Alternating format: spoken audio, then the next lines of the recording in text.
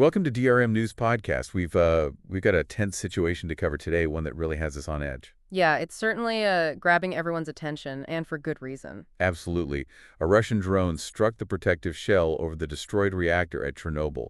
I know what you're thinking, but don't worry, no radiation leaks have been detected, and thankfully no one was hurt. Yeah, that's the key takeaway here, but it does raise a lot of questions, especially considering the symbolism of Chernobyl itself. Exactly. Why target a site that's already a global emblem of nuclear disaster?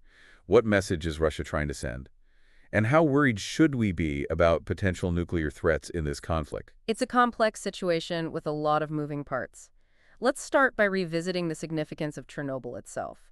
The 1986 disaster fundamentally shifted our understanding of nuclear power's potential consequences. And the sheer scale of the containment structure built afterwards underscores that, this concrete sarcophagus is colossal.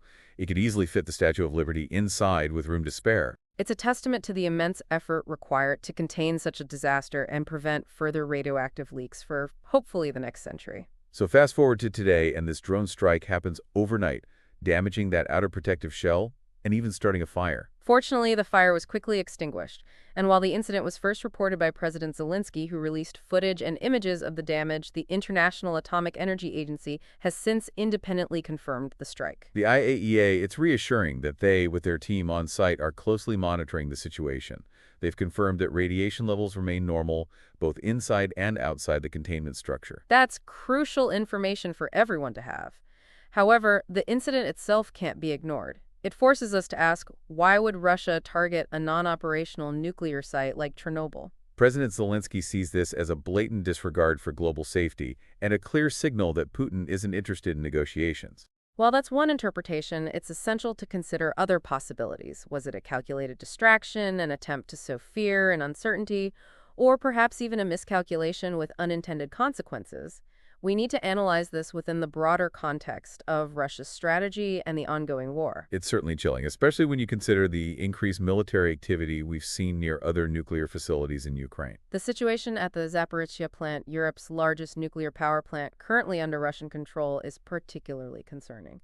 This incident at Chernobyl, even without a radiation leak, is a stark reminder of the potential for a much larger catastrophe. It raises serious questions about the vulnerability of these sites and the potential for escalation in the conflict. Absolutely. The attack, even if symbolic, has a profound psychological impact. It dredges up memories of the 1986 disaster and fuels anxieties about a repeat scenario. The world is watching, and the stakes are incredibly high. So what has the international response been like? Well, Zelensky is scheduled to meet with U.S. Vice President J.D. Vance and Secretary of State Marco Rubio at the Munich Security Conference soon. We can expect the war in Ukraine and this incident in particular to be a central focus of their discussions. And the IAEA, what's their stance on all this? They're on high alert, understandably. They've expressed deep concern about the persistent risks to nuclear safety and are urging all parties involved to exercise extreme caution and restraint.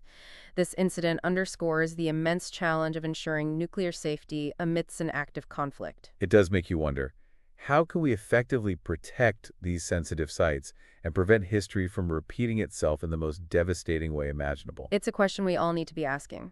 Let's delve deeper into the details of this drone strike and explore its implications for the conflict, nuclear safety, and the global community as a whole.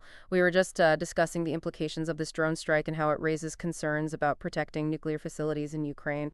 And it feels like we're navigating uncharted territory here. What concrete steps can the international community actually take to safeguard these sites? It's a question with no easy answers. The IAEA's call for a demilitarized zone around the Zaporizhzhia plant is a good starting point, but it faces a significant hurdle. Because Russia is in control of the plant right now. Exactly. Any agreement would hinge on cooperation from both sides, which seems like a distant prospect in the current climate.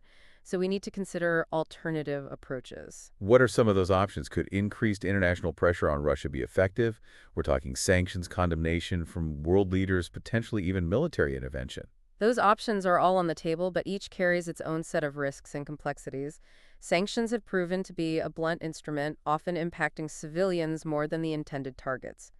Condemnation, while important symbolically, might not have the teeth to change Russia's behavior. And military intervention, as you pointed out, could easily de-escalate the conflict with dire consequences. It's a delicate balancing act, but on the flip side, doing nothing also carries a significant risk, right? We've seen the devastation a damaged nuclear plant can cause. Chernobyl serves as that haunting reminder. This recent strike, while not resulting in a radiation leak, sets a dangerous precedent. It exposes the vulnerability of these facilities, regardless of whether they're operational or not. So what does this all mean for the future? Are we looking at a heightened risk of attacks on nuclear facilities? While it's impossible to predict with certainty, we need to be prepared for that possibility. We can't simply hope for the best. We need proactive measures to prevent a potential catastrophe. And this underscores the need for a global response to address this threat.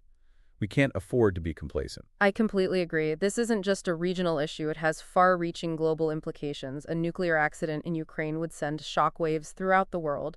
We need to view this as a collective responsibility to protect not only Ukraine, but the global community as a whole. You mentioned the psychological impact of the attack on Chernobyl earlier. Could you expand on that a bit?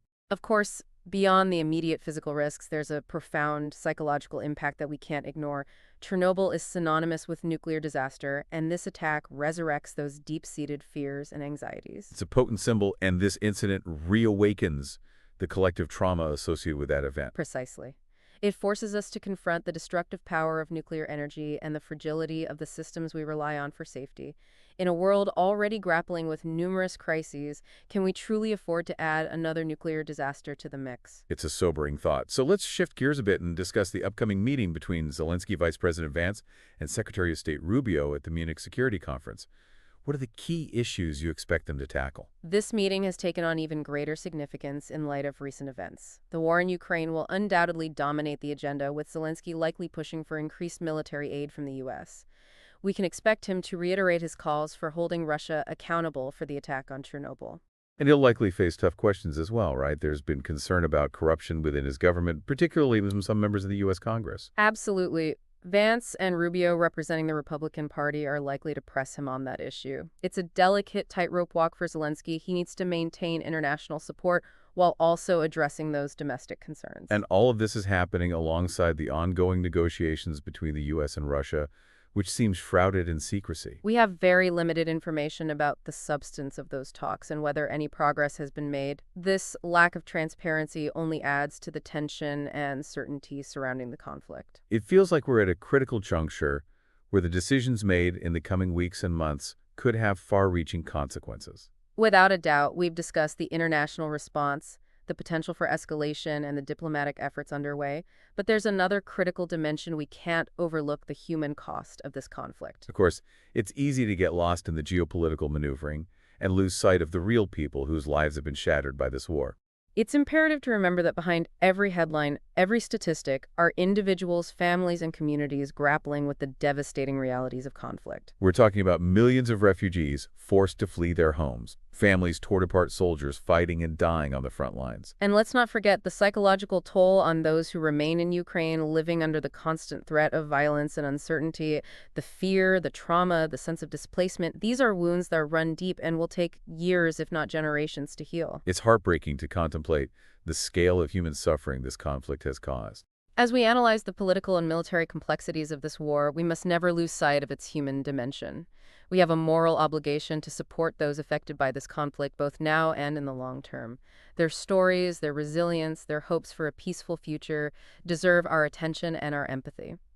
Yeah, it's easy to get caught up in the high stakes diplomacy and military strategies, but we can't forget that war always has a human face. It impacts individuals and families and communities in ways that extend far beyond the battlefield. Yeah, you're right. It's a point that deserves constant emphasis. It's striking how this drone strike on Chernobyl, while concerning in itself, almost acts as a microcosm of the larger conflict. I see what you mean. We have this potent symbol of past disaster, a site maiden with historical weight and emotional baggage now becoming a target in this current conflict. It adds another layer of complexity and unease to an already volatile situation. Yeah, and it all plays out against a backdrop of deep mistrust and fear, where any action, no matter how symbolic, can be interpreted in multiple ways and can potentially trigger unforeseen consequences. Exactly, which is why it's more crucial than ever to prioritize clear communication, transparency, and a genuine commitment to de-escalation. The potential for miscalculation and unintended consequences is simply too high in this environment. Right. The alternative, a full-blown nuclear crisis, is a scenario we can't even begin to fathom. The consequences would be catastrophic not only for Ukraine and Russia, but for the entire world. It would be a global tragedy of unimaginable proportions. It's sobering thought, and it compels us to ask, what can we as individuals do in the face of such overwhelming challenges? It's easy to feel powerless in these situations. Yeah, it does feel that way sometimes. But we can't afford to succumb to apathy or despair. Even small actions can collectively make a difference. Staying informed, engaging in thoughtful discussions, supporting humanitarian organizations working on the ground, these are all meaningful steps we can take. And equally important is holding our leaders accountable, making our voices heard, demanding peaceful resolutions, advocating for diplomatic solutions.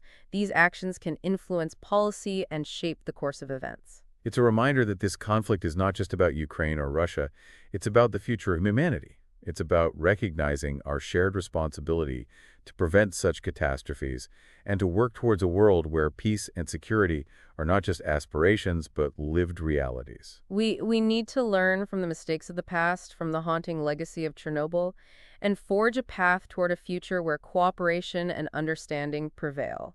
A future where such symbols of disaster serve as reminders, not premonitions. Yeah, this entire situation really compels us to think about the long game, doesn't it? The kind of world we want to leave for future generations. It does.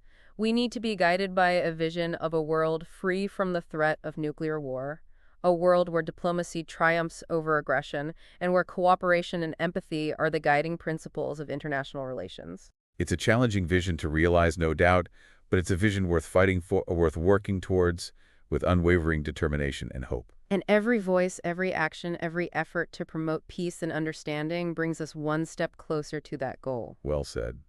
On that note of hope and collective action, we'll wrap up this episode. Thank you for joining us today. Stay informed, stay engaged, and let's continue to strive for a more peaceful future. Indeed. Every voice, every action can make a difference.